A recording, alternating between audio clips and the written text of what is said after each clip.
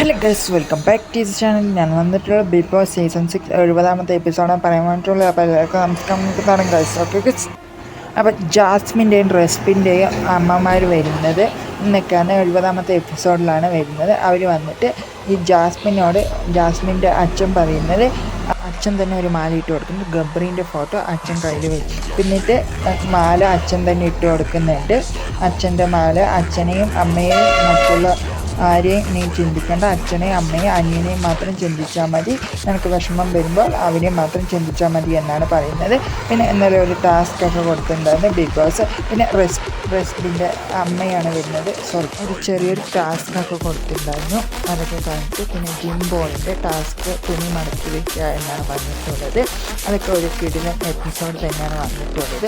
ഇന്നലെ വാണിംഗ് ഒക്കെ ഈ അച്ഛന് കൊടുത്തിട്ടുണ്ടായിരുന്നു ജാസ്മിൻ്റെ. അത് വേറെ ഇന്നലെ വെളിയിലത്തെ കാര്യങ്ങൾ നമുക്ക് പറയാൻ പറ്റില്ല. അപ്പോൾ